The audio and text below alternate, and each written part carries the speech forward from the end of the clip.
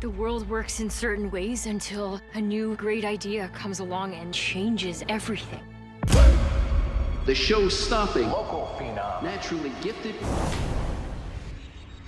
Well, hello, my friend. I thought it was hilarious. It was fucking hilarious, wasn't it? As the murderous Vladimir Putin can tell you, timing isn't always everything in life. Yet, deranged dictators aside for a moment, the importance of how and when you make your moves can rarely be underestimated. In that vein, this week has some serious small screen timing issues, with the ball about to drop on the Adam McKay directed and John C. Reilly led Winning Time, The Rise of the Lakers Dynasty, on HBO on March 6th.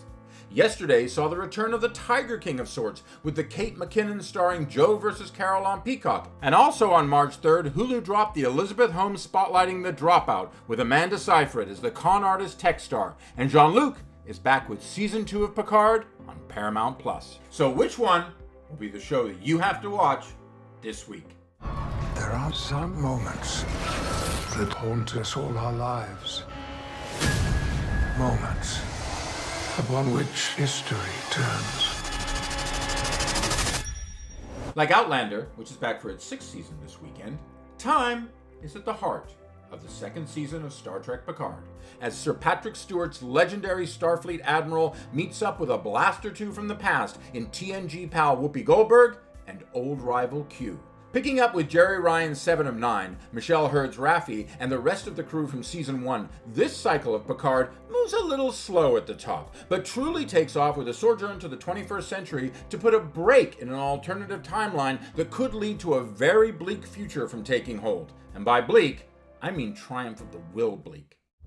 I will not rest till abusers like Joe are kept as far away from animals as possible. Ha! Like you can keep me away from my animals. We will see.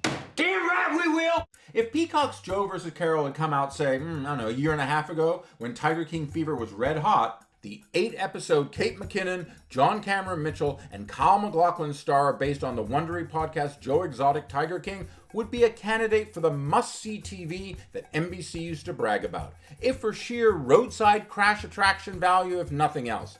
Sadly, sometimes your timing is just way off, and the window slams shut, and in this case, despite the best efforts of SNL's MVP, the PETA award-winning Joe vs. Carole should have been left on the streaming shelf. I don't care who you are. If you're a human being with 2 eyes and a heart, this game, this industry makes you feel good.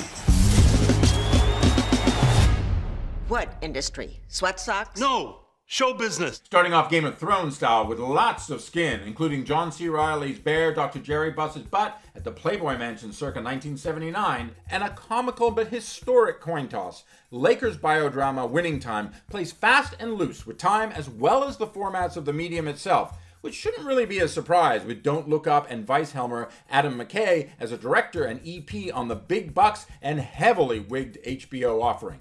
Still, for all the sex, tricks, and Showtime fireworks, fact is, you kind of do need to be a big basketball fan to really get on the court, with the Quincy Isaiah as Magic Johnson, Solomon Hughes as Kareem Abdul-Jabbar, Jason Clarke as Jerry West, an excellent Adrian Brody as Coach Pat Riley, and a striking Sally Field in the series. Not that that's a bad thing. Not at all, in fact.